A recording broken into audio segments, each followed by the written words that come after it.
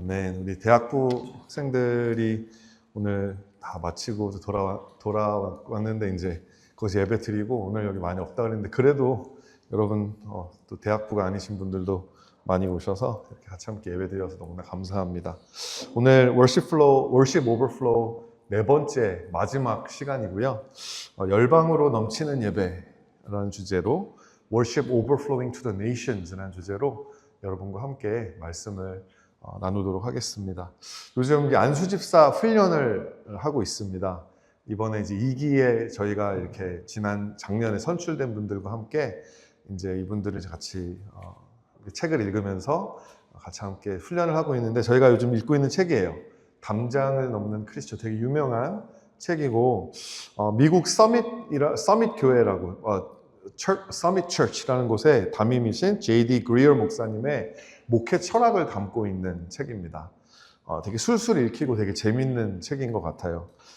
복음 중심의 목회를 통해서 이 목사님은 끊임없이 이 성도들을 세상으로 파송하는 사역을 하고 교회가 없는 곳에 교회를 세우고 예배가 없는 곳에 예배를 세워가는 그런 사역을 정말 박진감 넘치게 사역을 하고 계신데 이런 그분의 이 선교적인 비전을 제시하고 있는 선교적 교회의 비전을 제시하고 있는 책이라고 할 수 있습니다.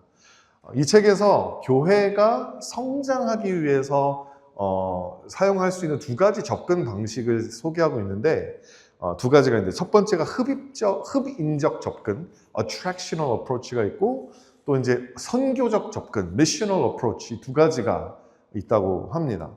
우선 그 흡인적 접근은 교회를 사람들이 찾아오고 싶게 만드는 어떤 그런 매력적인 장소로 만드는 거예요. 그러니까 흡인적 접근을 하기 위해서는 자연스럽게 보여지는 것에 집중할 수밖에 없습니다. 비본질적인 것에 집중할 수밖에 없겠죠. 그럼에도 여러분 교회가 이런 요소, 흡인적 요소를 갖추는 것은 되게 중요합니다. 이를테면 저 교회 가면 설교가 그냥 꽝이야. 그게 아니라 저 교회 가면 설교가 너무 재밌고 정말 설교가 들을만해. 그런 소문이 나야 교회가 성장을 할 수 있는 거죠. 찬양이 은혜로워. 설교는 별론데 우리 교회처럼 찬양은 너무 은혜로워. 이런 이제 것도 있을 수 있고, 저 교회 갔더니 성경 공부 시스템이랑 아이들 교육 시스템이 얼마나 잘 돼 있는지 너무 좋더라. 뭐 이런 것들. 그래서 사람들이 각자의 자기의 필요에 따라서 자기의 필요를 채워줄 수 있는 그런 교회에 스스로가 찾아올 수 있게 만드는 attract 하는 거죠. 이게 바로 흡인적 접근입니다. 이게 지금까지 많은 교회들이 가지고 있었던, 사용했던 성장 모델이었다라는 거예요. 근데 반면에 그럼 선교적 접근은 무엇인가?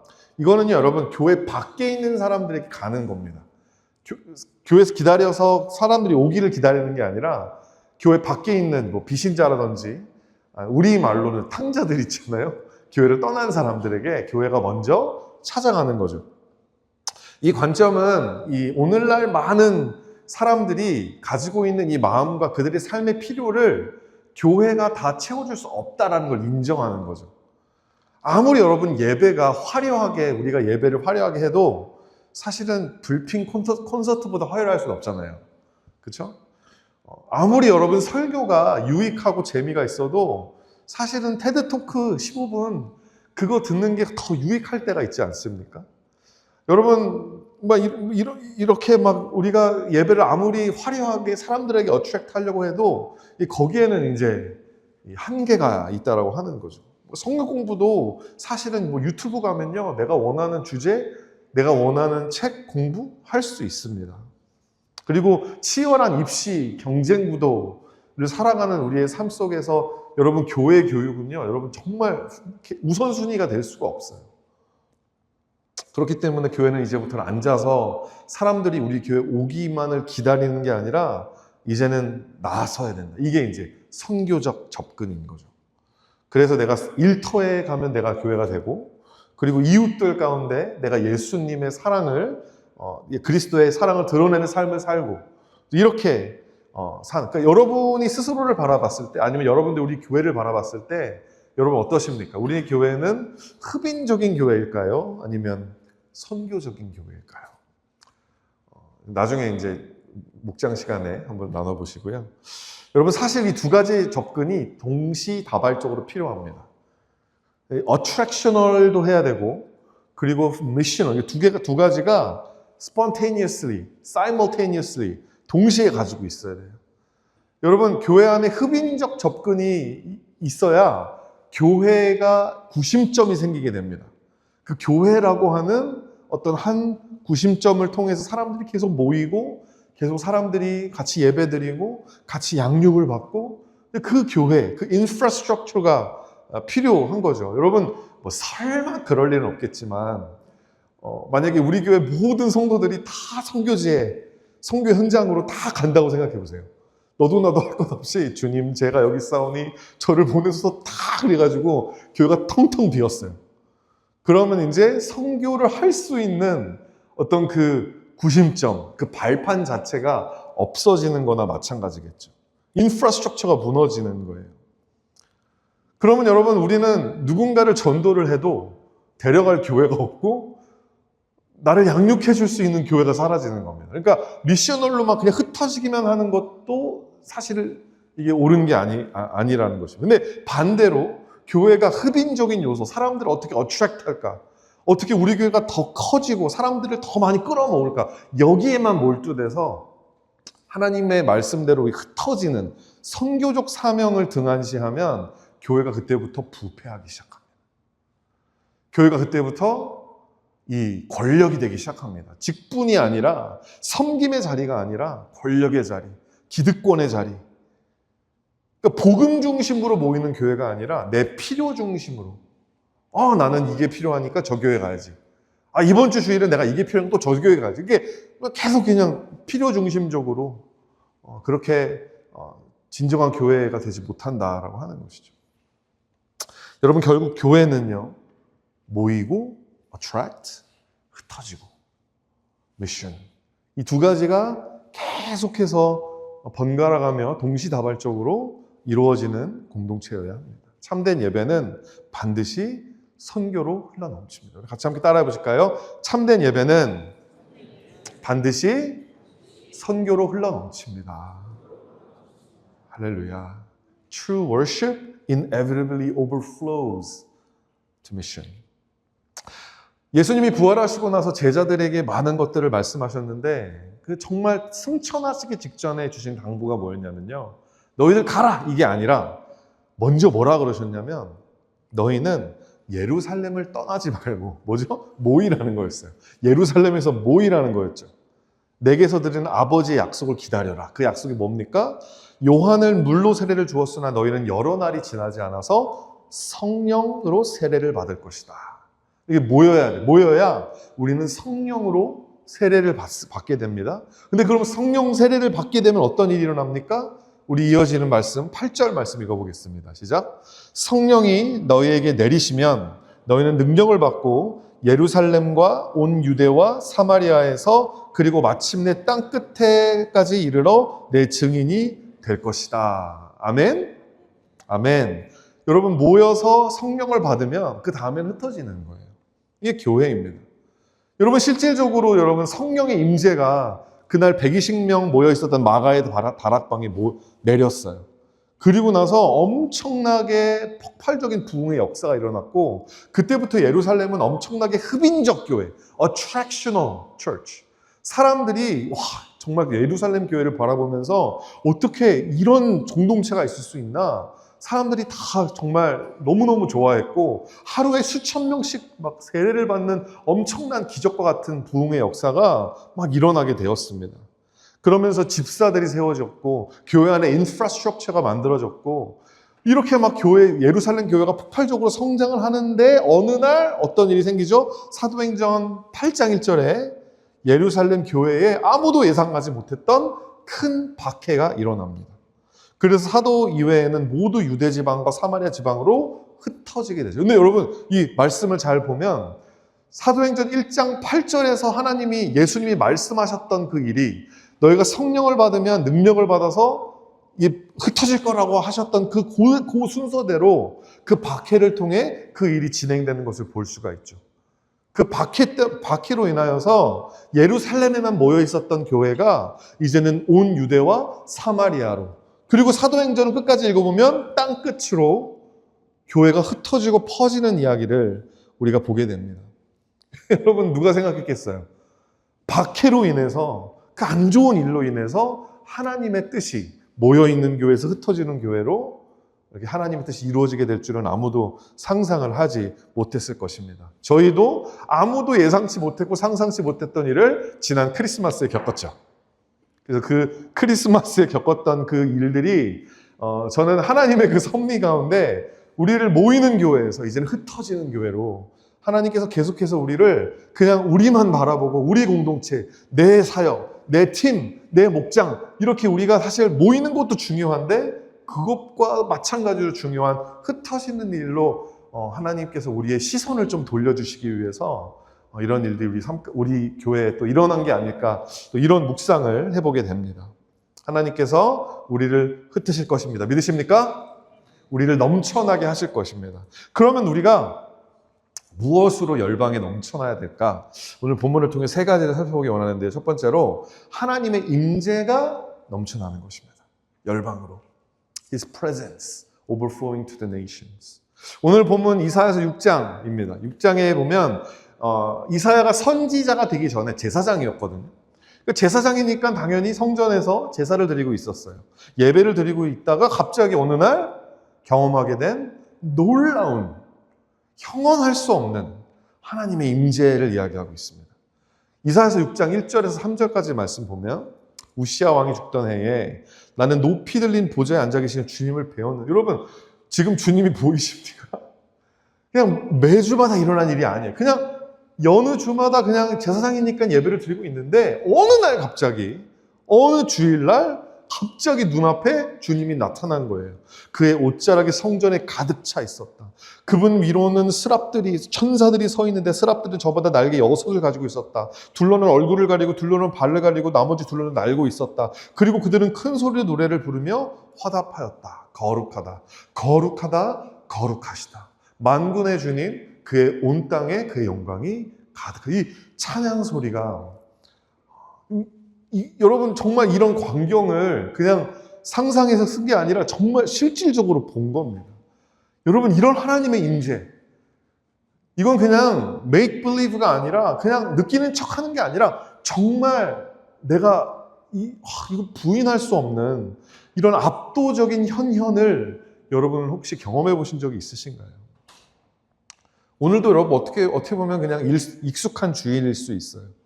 늘 드리던 예배. 근데 어느 날 예배를 드리는데 갑자기 나의 삶을 감싸는 하나님의 임재. 여러분, 모세에게는 그게 이 사그러들지 않는 떨기나무로 나타나게 됐고, 바울에게는 다마스커스로 가는 길에 그 눈부신 빛으로 그에게 그 임재가 나타나기도 했죠. 여러분, 저에게도 그런 일이 있었는데 대학교 2학년 때였어요. 우리 오늘 갔다 왔던 대학교 수련회처럼 그때도 수련회 가가지고 말씀을 듣는데, 말씀에 한 예화가 있었는데요. 그 예화에 한 청각 장애를 가진 한 부모가 온 힘과 정성을 다해서 자기 딸을 키운 거예요. 그래가지고 뒷바라지를 해서 대학을 보낸 거죠. 대학을 보냈는데 이 딸이 이제 대학교에서 공부는 안 하고 선교단체에 들어가가지고 은혜를 받은 거예요. 복음을 들은 거예요. 그래서 선교사로 헌신을 하게 됩니다. 그랬더니 모든 이 자매의 친척들이 청각 장애를 가진 부모의 딸을 막 책망하기 시작합니다. 야, 너 이 배은 망덕도 유분수지. 너 부모님이 널 어떻게 키웠고 너를 어떻게 대학 보냈는데 빨리 졸업해서 돈 벌어가지고 효도할 생각은 안 하고 뭐 선교사? 그러니까 친척들이 다 아무 믿는 가정이 아니었다고. 그러니까 이 자매는 그냥 믿지 않는 상태에서 대학교 가가지고 예수님 믿고 만나서 선교사로 헌신을 한 거죠. 근데 그 이야기를 듣는데 여러분, 제 마음이 무너졌어요. 그냥 막 들을 수가 없더라고요. 왜냐하면 너무 제 이야기 같았거든요. 저는 그 당시 하나님의 부르심 앞에서 되게 갈등을 하고 있었습니다. 하나님께서 나를 부르시는 건 같긴 해요. 하나님이 나를 좀 이렇게 사용할 것 같고 하나님이 나를 이렇게 사용하실 것 같은 그런 느낌이 들긴 하는데 근데 부담감이 앞서는 거죠. 먹고 살아야 될 거 아니에요. 나 졸업하면 뭐 먹고 살아야 되지? 너무 답답한 거, 너무 막막한 거죠. 그리고 저는 이 이민 가정에서 이 장남으로, K 장남으로 살아가면서 부모님의 희생을 일열 직권한 사람이잖아요. 부모님이 나를 위한 고생하시는 걸 보면서 그 무거운 책임감, 이걸 가지고 내가 이거 하나님한테 헌신하면 이 부모님이 분명히 이것 때문에 시험 든다 그러고 부모님이 이것 때문에 하나님 떠나면 어떡하나 이런 죄책감이 저를 막 짓누르고 근데 하나님은 나를 또 부르시는 것 같고 그 사이에서 제가 막 마음 가운데 막 씨름을 하고 있었단 말이죠. 그 이야기가 제 이야기 같으니까 너무 마음이 괴롭더라고요. 여러분 그때까지도 알았어요. 알긴 했어요. 하나님이 내가 하나님한테 헌신하면 하나님이 책임져 주실 거야. 그거 제가 알았거든요. 머리로 지식으로는 알았지만 그게 제 마음속에서 신뢰가 되지 않는 거죠. 막 씨름을 하고 있는데 어찌할 바를 몰라서 그 설교를 들으면서 그냥 중간에 막 울고 있었어요. 그런데 갑자기 설명할 수 없는 힘에 이끌려서 제가 이제 여러분들은 지금 이렇게 쓰러질 수 있는 공간이 좀 없는데 그때는 다 이제 따로따로 이제 앉는 의자였거든요. 그 의자에서 제가 이렇게 떨어졌어요. 되게 이런 분위기에서 누구 한 사람이 누운 거예요. 그냥 바닥에. 얼마나 이상해요. 근데 저는 거기서 그냥 벌떡 일어나면 되는데 일어나기도 싫고 그냥 너무 괴로우니까 나 어떡하면 좋아요? 그러니까 바닥에 쓰러져 있는데 뒤에 앉아있던 제 친구가 와가지고 저를 일으켜 세워주는 게 아니라 저를 붙잡고 같이 기도를 해주더라고요. 막 기도를 해줘요. 근데 그때 제 마음에 너무 부드럽고 너무 잔잔했지만 너무나 명확한 하나님의 음성이 들려왔습니다. 성민아, you're mine. 너 내 거야. 너는 너의 부모님의 희생을 보답하기 위해 살아가는 사람이 아니라 너는 나의 영광을 위해 만들어진 존재야. 그렇게 하나님이 저에게 말씀하시면서 나의 사랑하는 자야, 일어나 함께 가자. 이렇게 저에게 말씀하시는 거예요. 이 음성과 함께 하나님의 그 따스한 임재가 아무것도 걱정하지 말라는 듯이 이제 저를 안아주시는데 제가 너무 막 불안하고 너무 부담감과 죄책감이 막 너무 힘든데 그때 갑자기 마음이 확 안정이 되면서 평강이 확 찾아오는 거예요. 나중에 이제 제가 그 집회가 끝나고 이제 친구한테 기도해줘서 고맙다고 했더니 집회 직전에 밥을 먹고 있는데 갑자기 그 친구가 영성이 되게 깊은 친구였던 것 같아요. 갑자기 밥을 먹고 있는데 하나님이 오늘 성민이 뒤에서 예배를 드리고 만약에 무슨 일이 생기면 기도해 주라고 그렇게 자기한테 마음을 주셨다고 그렇게 이야기를 하니까 제가 막 소름이 막 돋으면서 그랬구나. 역시 하나님 살아계시는구나. 그러면서 막 그때 그랬던 한 번의 저의 삶의 체험이 있었습니다. 저의 삶의 전무후무한 너무나도 특별한 경험이었는데요. 근데 중요한 건 뭐였냐면 그 경험을 한 이후에 저의 마음이었어요.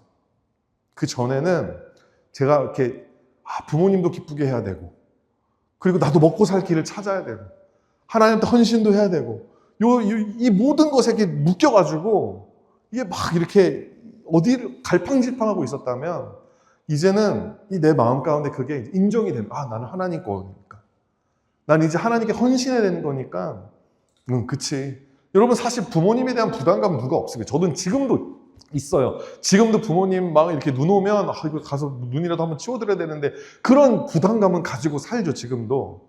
그런데 내 인생은 부모님을 기쁘게 하기 위해 사는 삶이 아니라 하나님의 영광을 위한 삶이라고 하는 그 우선순위가 딱 만들어지고 이제부터는 정말 신실하게 내 삶을 이끌어 주시고 함께 하시는 그 하나님의 영광을 위해서 그리고 하나님의 그 임재가 나를 통해서 다른 사람들에게로 퍼져나가고 오버플로잉하게 하는 그 삶을 살고자 하는 그 마음의 열망이, 그 마음의 갈망이 그때부터 너무 강렬해지기 시작한 겁니다. 할렐루야.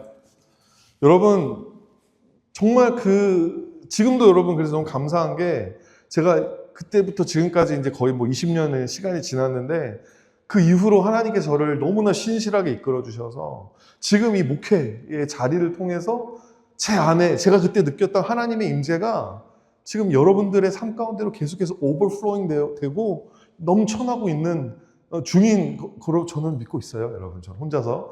여러분들 혹시 할렐루야? 인정하십니까? 제가 지금 막 안수집사 훈련을 하면서 너무 감사한 거예요. 왜냐면 저는 한 번도 막 저희 교회에 막 뭐 어떤 특정한 사람들을 놓고 이 사람을 제자화해야겠다. 이 사람이 나를 따르게 하게 해야겠다. 이런 생각을 해본 적이 없거든요, 별로. 그냥 저는 제가 할 일을 할 뿐인데 하나님이 저를 통해서 제 안에 이 하나님을 향한 사랑, 하나님의 나를 향한 사랑, 이 하나님의 임재가 나도 모르는 사이에 이 제가 전하는 말씀과 이 목회를 통해서 많은 사람들에게 이렇게 흘러가고 있었고 이 열매로 이렇게 안수집사들이 세워지고 있는 거구나. 제가 그게 막 깨달아지면서 너무 제가 혼자 너무 행복했었어요. 네, 하여튼 그런 저희 같고 여러분 이사야가 그 환상을 그 하나님의 임재를 경험했는데요. 이 하나님의 임재가 어디까지 확장되는지 보세요. 어디까지 확장되냐면 요한계시록까지 확장됩니다. 요한계시록 4장 8절 말씀 우리 함께 읽어보실까요? 시작. 이 네 생물은 각각 날개가 6개씩 달려 있었는데 날개 둘레와 그 안쪽에 눈이 가득 달려 있었습니다. 그리고 그들은 밤낮 쉬지 않고 거룩하십니다. 거룩하십니다. 거룩하십니다. 전능하신 분 주 하나님 전에도 계셨으며 지금도 계시며 또 장차 오실 분이십니다. 할렐루야. 여러분 이사야가 봤던 그 천상의 예배, 그 하나님의 임재가 여러분 예수님 오실 그날까지 확장되고 있다고 하는 거죠. 여러분 얼마나 놀랍습니까? 여러분 우리가 오늘 지금 바라보고 있는 그 날이 바로 예수님 다시 오실 날. 여러분 예수님 다시 오시면 여러분 우리도 지금 당장은 안 보여도 우리도 보게 될 광경에 그 천사들이 어떻게 날개가 6 달린 천사들이 둘은 눈 가리고 둘은 말을 가리고 온몸에 눈이 달려있고 막 날갯짓을 하면서 Holy, Holy, Holy 거룩하시다, 거룩하시다, 거룩하시다 하나님을 찬양하는 그 천상의 예배, 그 하나님의 그 충만한 임재. 지금은 여러분 우리가 죄 때문에 이 세상의 그 연약함 때문에 그것을 우리가 정말 피부로 와닿지 못할 때가 더 많이 있지만 여러분 이 하나님의 임재가 계속해서 우리의 예배를 통해서 확장되고 흘러넘치고 오버플로우 될 때 여러분 그 마지막 날 예수님의 날이 오게 되면 우리 모두가 여러분 바로 이 광경을 목도하게 될 거예요. 그때는 믿음 필요 없습니다. 믿음은 안 보여야 믿음이거든요. 지금은 안 보이니까 믿음으로 믿지만 그때는 our faith will be sight. 이 광경이 우리 눈앞에 펼쳐질 그날까지 계속해서 우리 안에 있는 하나님의 임재가 계속해서 다른 사람들에게로 열방으로 오버플로우 될 줄을 믿으시기를 바랍니다. 아멘. 두 번째로 또 뭐가 흘러넘쳐야 되냐? 죄사함의 은혜가 열방으로 흘러넘치게 돼요. His forgiveness overflowing to the nations. 하나님의 임재를 느끼면 여러분 어떨 것 같으세요? 저도 그때 하나님의 임재를 느꼈을 때 가장 먼저 너무 괴로웠다 그랬잖아요. 제 안에 제가 섬기고 있었던 우상, 그 우상들 때문에 제가 너무 괴로웠는데 이사야도 마찬가지였습니다. 이사야가 자기 죄를 인식하고 괴로워하기 시작해요. 5절 말씀에 나는 부르짖었다. 재앙이 나에게 닥치겠구나. 이제 나는 죽게 되었구나. 나는 입술이 부정한 사람인데 입술이 부정한 백성 가운데 살고 있으면서 왕이신 만군의 주님을 만나 뵙다니 이러면서 막 엄청난 영적인 체험을 하고 있는데 막 행복해하고 막 점프를 하는 게 아니라 오히려 너무 괴로워하는 그 모습, 원망하고 자기 스스로 원망하면서 절규하는 걸 보게 되죠. 되게 이 유진 피터슨 지금 돌아가신 목사님이 번역하신 메시지 성경에 되게 좀 이렇게 연극 대사처럼 나오고 있거든요. 막 이렇게 나와요. 재앙이다. 재앙의 날이다. 이제 나는 죽은 목숨이다. 나는 이제껏 하나같이 더러운 말을 일삼았다. 하나님을 모독하기까지 했다. 내가 함께 살아가는 자들도 마찬가지다. 다 썩어 빠진 말들, 불경스러운 말들을 쏟아놓았다. 그런데 내가 여기에서 하나님을 대면하다니 왕이신 만국의 하나님을 이렇게 번역을 한 것도 있습니다. 왜 그럴까요? 왜 하나님의 임재를 경험했는데 이렇게 불행해지는 걸까요? 베드로도 마찬가지였어요. 베드로도 예수님의 말씀을 따라서 그가 그물을 던져가지고 고기를 많이 잡았잖아요. 그러니까 그 경험도 어떻게 보면 되게 디바인한, 밤새도록 그물을 던졌는데도 한 마리도 못 잡다가 예수님 말씀 한마디에 던졌는데 막 그물이 찢어지게 잡았단 말이죠. 그러면 여러분 저 같으면 예수 이름이 예수라 그랬죠? 반갑습니다. 좀 베드로라고 그러고 우리 대박 한번 쳐봅시다. 우리 저랑 동업 물고기 우리 베드로 예수 물고기 회사 어때요? 이러면서 막 그래야 될 거 아니에요. 그냥 베드로가 어떻게 하냐면 그 예수님의 신성 앞에 뭐라 그럽니까? 누가복음 5장 8절에 시몬 베드로가 이것을 보고 예수님의 무릎 앞에 엎드려서 무릎을 꿇고 엎드려서 주님, 나에게서 떠나주십시오. 난 죄인입니다. 이렇게 이야기를 하고 있는 것을 보게 되죠. 여러분, 빛이 임하게 되면 어둠에 있었던 것들이 드러나게 됩니다. 그 순간 우리는 우리 스스로가 얼마나 부끄럽고 초라한 사람들인지 깨닫게 돼요. 아담과 하와가 그래서 하나님이 오시니까 숨어버리잖아요. 선악과를 먹고 하나님이 오시니까 너무 부끄럽잖아요. 숨어버려요. 근데 여러분, 숨지 마세요. 하나님의 임재가 느껴질 때 여러분 뭐가 같이 오냐면 죄책감이 같이 와요. 그냥 기쁘기만 하고 막 점프만 하고 싶다면 아닐 수도 있어요. 그냥 여러분의 도파민일 수도 있어요. 근데 그게 아니라 정말 하나님이 내 삶 가운데 들어오시잖아요. 그러면 내가 하나님 앞에 얼마나 부끄러운 사람인지를 깨닫게 돼요. 도망가고 싶고 포기하고 싶고 그만두고 싶어요. 근데 그때 이를 악물고 버티셔야 돼요. 여러분, 원수가 우리의 죄를 드러낼 때가 있는데, 여러분, 원수가 우리의 죄를 드러내는 것은 우리를 정죄하고 결박하고 마지막에는 죽여버리기 위함이지만, 근데 하나님의 임재를 통해서 우리의 마음 가운데 괴로움을 이끌어내시고 고민을 이끌어내시고 우리의 삶 가운데 정말 그런 어려운 순간들을 만들어내실 때는요, 하나님께서 분명히 우리의 죄를 드러내심을 통하여서 우리를 오히려 풀어주시고 빛을 비춰주시고 우리를 살려주시기 위함인 줄을 여러분 정말 믿으시기를 바라요. 사람 고쳐서 사용하는 거 아니다 라고 사람들은 이야기하지만 하나님은 우리같이 망가진 사람들을 고쳐서 사용하시는 하나님이세요. 난 널 포기하지 않아. 난 널 끝까지 쫓아갈 거야. 내가 너를 고쳐서 사용할 거야. 그래서 하나님께서 이사를 고치십니다. 어떻게 고치시는지 봅시다. 6절과 7절 말씀을 함께 읽어볼게요. 시작. 그때에 스랍들 가운데서 하나가 제단에서 타고 있는 숯을 부집게로 집어 손에 들고 나에게 날아와서 그것을 나의 입에 대며 말하였다. 이것이 너의 입술에 닿았으니 너의 악은 사라지고 너의 죄는 사하여졌다. 아멘. 아멘. 이사야가 하나님 앞에서 재앙이다. 이거는 재앙이다 라고 여겼던 게 다름 아닌 그의 입술이었어요. 아마도 이사야는 어렸을 때부터 말을 잘하는 사람이었을 거예요.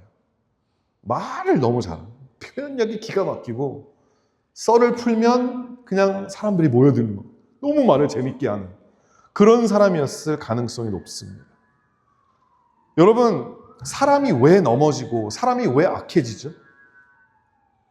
여러분, 우리는 내 연약함 때문에 내가 악해지고 내 연약함 때문에 내가 망가진다고 생각을 하지만 여러분, 실질적으로는 그렇지 않습니다. 사실 사람을 무너지게 만드는 것은 점검되지 않는 강점이에요. 점검되지 않는 강점. 나는 돈 계산 하나만큼은 나는 너무너무 잘해. 나는 사람들을 나는 카리스마 하나는 나는 정말 죽여줘. 이런 사람들이 그것 때문에 넘어집니다. 삼손이 왜 무너졌죠? 그가 가진 힘 때문에 무너졌어요. 압살롬이라는 사람이 있었어요. 아버지 다윗에게 반역했던 이 압살롬이 항상 자랑했던, 삼손이랑 비슷한데 항상 자기의 진하고 많은 머리숱 이런 걸 막 자랑하고 다녔어요. 내가 머리숱이 얼마나 근데 왜 죽죠? 그 머리숱이 나무에 걸려가지고 그것 때문에 잡혀서 죽게 됩니다. 그러니까 점검되지 않고 하나님 안에서 이게 점검되지 않은 그 강점 때문에 죽는다는 거예요. 솔로몬도 마찬가지입니다. 자기의 지혜 때문에 교만해져서 하나님을 떠납니다. 이사야도 이날 하나님의 임재 안에서 자신의 강점 뒤에 숨겨진 그의 죄악을, 그의 교만함을 그가 깨닫지 못했다면 이사야는 선지자는커녕 자기 잘난 말빨 때문에 망했을 거예요. 근데 은혜가 개입하죠. 내가 망하였다. 난 죽게 되었다. 나 어떡하지? 여러분, 그런 감정들이 우리가 하나님의 임재 안에서 느끼는 그런 후회와 그런 안 좋은 감정들이 이건 뭐야? 이건 사단인가? 아니에요. 오히려 그런 안 좋은 감정들로 인해서 하나님께서 우리에게 말씀하시는 것입니다. 우리에게 보여주시는 것입니다. 우리의 교만을 꺾어주시는 거예요. 하나님께서는 이사야의 강한 입술, 강하지만 더러운 입술을 정결케 하셔서 그의 강점이 더 이상 그의 죄의 통로가 아니라 하나님에게 쓰임받을 수 있는, 하나님의 영광을 드러낼 수 있는 도구가 되게 하셨다라고 하는 거죠. 여러분 삶 가운데는 그런 부분이 있지 않습니까? 복음의 능력, 죄사함의 능력, 그 죄사함의 은혜를 여러분들은 경험해 보신 적이 있으신가요? 하나님은 우리의 성향과 우리의 부끄러운 과거를 지워버리시는 분이 아니라 오히려 그것을 정결케 하시고 새롭게 하시는 분이신 줄 믿으시길 바랍니다. 여러분 가운데 감정을 잘 추스르지 못하고 좀 기복이 심한 사람들 계신가요? 여러분들이 죄사함의 은혜를 경험하게 되면 그때부터는 아파하는 사람들과 같이 함께 울어줄 수 있는, 여러분 은사가 없는 사람들, 그 강점이 없는 사람들은 아무리 옆에서 울어도 왜 울지? 그래서 이상한 질문만 해요. 티들 막 해서 그래서 그게 왜 슬픈 거야? 이러면서 막 있던 질문이나 하고 공감을 못 하는 거죠. 근데 내가 평소에 감정 기복이 좀 심해. 난 여러분들의 감정이 강해서 그래요. 그게 강점이라 그래, 강점이라. 근데 오히려 여러분 그게 하나님 안에서 씻김을 받고 여러분들이 그 하나님의 부르심 안에서 사용이 되면 정말 누구와도 공감해 줄 수 있는, 공동체를 세울 수 있는 그런 사람으로, 은혜의 통로로 여러분이 사용받을 수 있게 된다는 거예요. 어떤 사람들은 공동체에 항상 엉뚱해. 막 맨날 목장 모임하면 이상한 얘기해서 분위기 싸게 만들고 공동체에 적응을 잘 못해. 근데 그런 사람들이 죄 사함의 은혜를 경험하면 누구도 생각하지 못했던 길을 열어가는 창의적인 이노베이터, 이런 사람이 되는 겁니다. 제가 사실 좀 옛날에 그랬거든요. 어딜 가서 뭐 일만 하면 썰렁해지고 막 싸해지고 나 혼자 좋아하고 막 이랬는데 그랬는데 제가 뭐 설교를 하고 있네요. 네. 제가 이노베이터라는 건 아니고요. 네. 한때는 막 노는 거 좋아하고, 그러니까 뭐 노는 막 술자리 가가지고 막 마셔라 부어라 이런 거 세상의 즐거움만 쫓아다니던 사람이 죄사함의 은혜를 경험하게 되면 공동체 주변을 겉도는 사람들을 찾아가서 그들을 환대하고 그들에게 친한 척도 잘하고 처음 보는데도 막 10년 지기처럼 막 같이 이야기를 할 수 있는 그런 친교의 중심점이 될 수 있는 은혜의 통로가 될 수 있다고 하는 것이죠. 이 죄사함의 은혜 가운데 여러분 우리의 부끄러운 과거는 재해석되고 구속, redeemed 되는 것입니다. 똑같은 나이지만 이젠 새로운 나, 새로운 피조물로 쓰임받을 수 있는 사람이 되는 거죠. 내가 재앙이라고 여겼던 것들이 오히려 축복이 되고, 내가 약해서 너무나 부끄러웠던 것들이 오히려 나의 강함이 되고, 상처가 사명이 되는 넘치는 은혜가 여러분 삶 가운데 충만케 되고 흘러넘치게 되기를 주님 예수님의 이름으로 축원드립니다. 여러분 큰빛교회 독일 난민선교회 불쏘시개 역할을 했던 이 라자 무하메드라는 분이 계셨어요. 수년 전에 저희 교회 와서 이제 한번 간증하셨는데 기억하시는 분도 계실 겁니다. 라자 무하메드, 이분은 23년 동안 이슬람의 이맘이라고 하면 목사님 같은 분이거든요. 그리고 이분은 이슬람의 선교사였어요. 이슬람 선교사로 파송되는 사람이었어요. 근데 그랬던 분이 기독교로 개종을 했는데 그 결정적인 이유가 뭐였냐면 기독교 안에는 있지만 이슬람에는 없는 죄사함의 은혜였다라고 이야기했어요. 그렇게 열심히 이슬람에 종사하고 그렇게 신을 섬겼는데도 내 마음속의 죄책감, 내 마음속에 이 불안감, 이런 것들이 해결이 안 되더라는 거예요. 그래서 우여곡절 끝에 예수님을 만났어요. 예수님에게, 예수님, 내 죄를 용서해 주십시오. Jesus, please forgive my sins. 라고 고백했대요. 그랬더니 1초 만에 예수님이 꿈속에서 I forgive you. 1초 만에. 23년 동안 이슬람 선교사로, 이슬람 이마음으로 살면서 한 번도 느껴보지 못했던 I forgive you. You're free. 그 마음의 자유를 얻고서는 자기는 이제는 나는 무슬림으로 돌이킬 수 없었어요. 그렇게 간증을 하는 거예요. 여러분, 그게 지금도 여러분 이분 쫓기고 있거든요. 이분 쫓겨서 지금 여러분 독일 가시는 분들 또 못 만날 거예요. 저도 그때 이후로 한 번도 못 만났어요. 지금도 독일인지 다른 나라 어딘가에서 숨어 계세요. 무슬림 무장 단체가 이분을 지금 타겟해가지고 죽이려고 하기 때문에 목숨 걸고 지금 복음 선교하는 겁니다. 근데 왜 그렇게 하냐? 왜 목숨 걸고 그렇게 할 수밖에 없는 이유가 뭐냐면 이 죄사함의 은혜. 이 죄사함의 은혜 때문에 그렇다고. 여러분, 우리가 누리고 있는 이 죄사함의 은혜라는 게 얼마나 놀라운 건지 여러분 우리는 몰라요. 너무 당연해요, 우리한테는. 여러분, 만약에 기독교에 우리가 믿고 있는 이 신앙에 죄사함의 은혜가 없었다고 생각해 봅시다. 그리고 우리가 죄 지은 일과 그리고 우리가 선하는 것을 알지만 행하지 않았던 일들, 형벌을 받아야 될 일들, 그런 죄사함의 은혜가 있는 게 아니라 그런 내가 잘못했던 거, 내가 해야 되는데 못했던 것에 대한 형벌만 있는 기독교였다면 여러분, 우리의 신앙생활의 모습은 훨씬 더 긴장감이 넘치고 부지런하고 빈틈없는 모습이었을 거예요. 그죠? 주일 예배를 막 가볍게 여기고 막 늦게 들어오고 막 이런 일도 상상을 할 수 없는 거죠. 근데 마치 여러분 우리의 신앙생활의 모습은 뭐와도 같냐면 우리 애들 같아요. 제가 토요 아침 예배 때도 제가 얘기했지만 제가 그랬죠. 우리 애들한테 일을 시키면 안 해요. 왜 안 했어? 이러면 아빠가 할 거잖아. 자기가 안 하면 아빠가 할 거니까 안 한대. 기분이 나쁜데 생각해보면 맞는 말이야. 얘가 안 하면 내가 해요. 저도 막 나도 몰라. 네가 안 했으니까 저는 아빠가 어떻게 그렇게 합니까? 아빠니까 해야지. 저희 아들은 저를 신뢰하고 있는 거예요.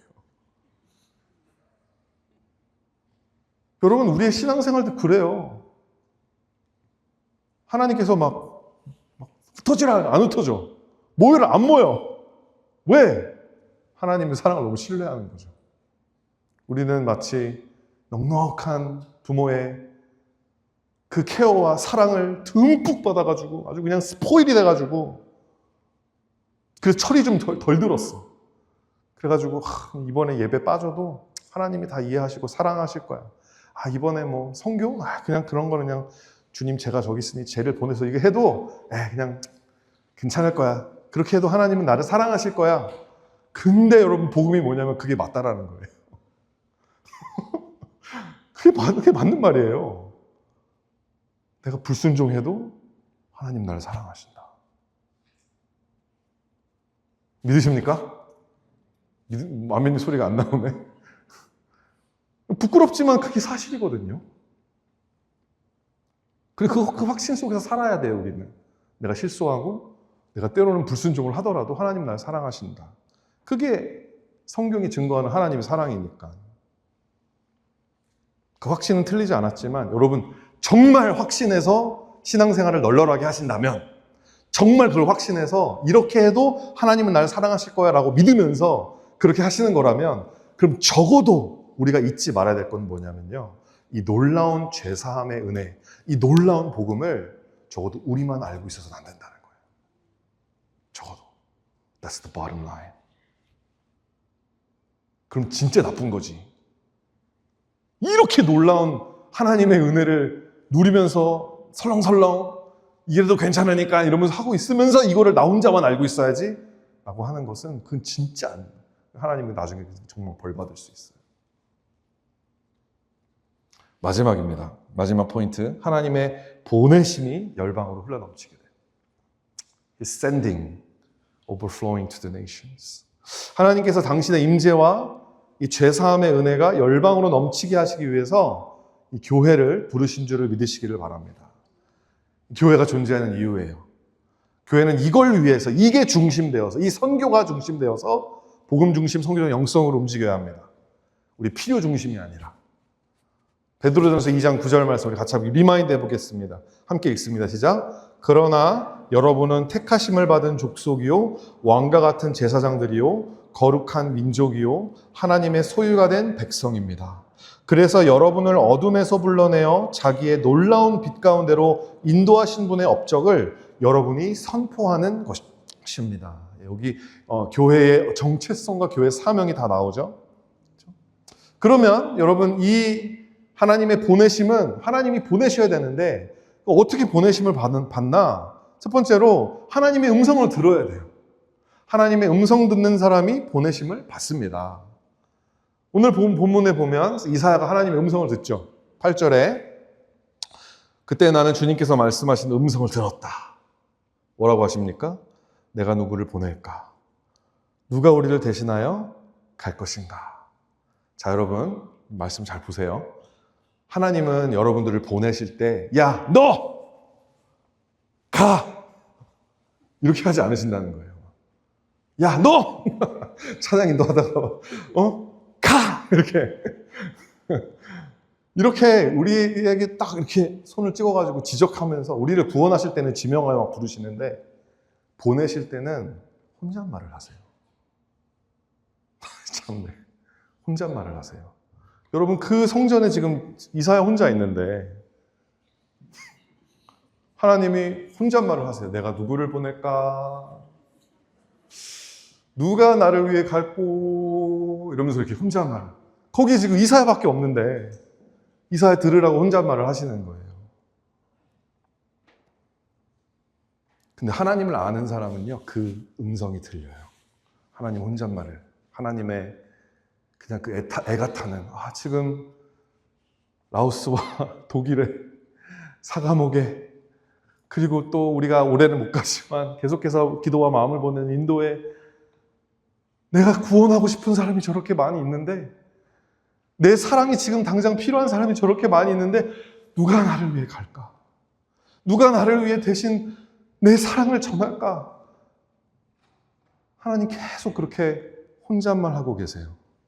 근데 하나님을 아는 사람, 하나님의 자녀, 하나님의 마음을 이해하는 사람, 하나님이 어떤 분이신 줄을 아는 사람은 그 음성이 들려요.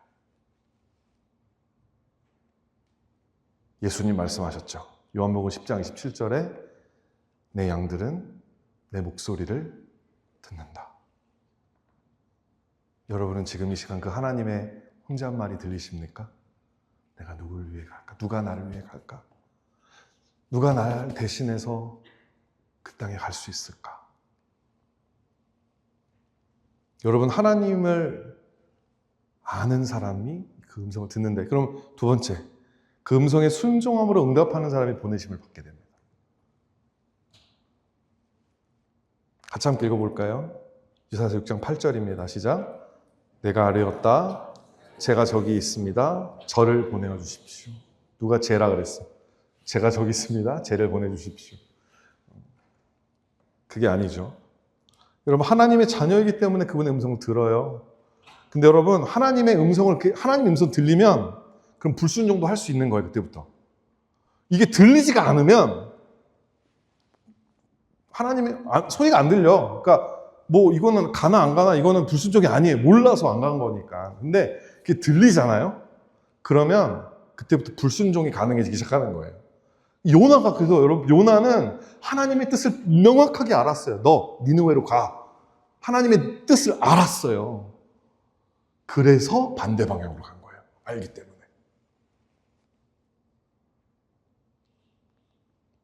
여러분 하나님의 뜻이 긴가민가 하는 사람이 아니라, 그러니까 하나님의 자녀는, 하나님의 양은 하나님의 음성 들어요.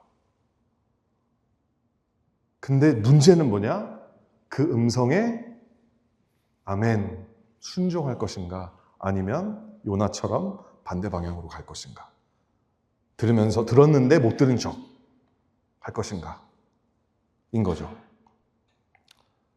여러분이 정말 하나님을 아신다면, 하나님 예배하는, 하나님을 사랑하는 사람이라면, 하나님을 사랑하는 예배자라면 하나님의 음성을 듣고 순종하는 것이 사실은 들숨날숨 같을 거예요.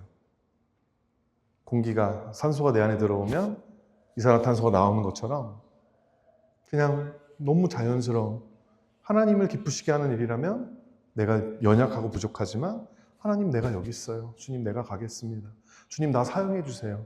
하나님 이번에 내가 이만저만해서 못 가지만 하나님 주님 나의 재물이 여기 있습니다. 나의 마음이 여기 있습니다. 하나님 이거 가지고 쓰세요. 하나님 나 하나님과 같이 가고 싶어요. 나 하나님의 마음에 기쁨이 되고 싶어요. 여러분 하나님 지금도 열방을 바라보시면서 애타는 마음으로 혼잣말 하고 계실 거예요. 우리 들으라고 조금 큰 목소리로 내가 누구를 보낼까? 누가 우리를 대신하여 갈 것인가? 이 음성이 여러분 들리지 않으신다면 마음 편하게 오늘 집에 가시면 돼요. 괜찮아요, 진짜로. 근데 여러분 정말 근데 이 마음이 이 음성이 만약에 들리신다면 나 you have choice to make. 내가 이거를 응답할 것인지 아니면 안 들리는 척 무시할 것인지 아니면 도망갈 것인지 아니면 순종함으로 갈 것인지 보내심을 받을 것인지. 오늘부터 2026년도 해외 단기 선교 신청이 시작되죠.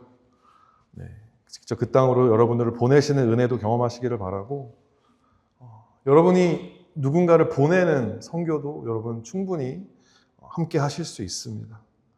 단기 선교는 여러분 정말 엄청난 기도와 재정이 드러나는 시간과 재정이 들어가는 일이에요. 그래서 이번 신청서에는 저희가 이번에 새롭게 선교에 가는 사람들을 후원하는 그런 이제 지정헌금 약정란 그리고 가면서 지정헌금도 하겠다 이것도 있더라고요. 네, 그것까지 있습니다. 선교 공동체 아주 지독한 사람들이에요. 아주 그냥 쥐어 짜려고 하여튼 하나님 기뻐하신다는데 그렇게 하는 거죠. 여러분 정말 그래서 가시던 아니면 여러분들이 재정으로 헌신하시던 기도로 헌신하시던 여러분 정말 이번에 우리 안에 충분하게 하나님이 부어주신 그 은혜, 죄사함의 은혜, 하나님의 임재가 저희를 통해서 저희 교회를 통해서 정말 그 열방 가운데로 흘러 넘치는 그런 은혜가 저에게 충만하기를 예수님의 이름으로 축원드립니다. 말씀 마치겠습니다. 하나님의 임재를 경험하고 죄사함의 은혜를 받은 교회는 반드시 순종으로 세상에 흘러 넘쳐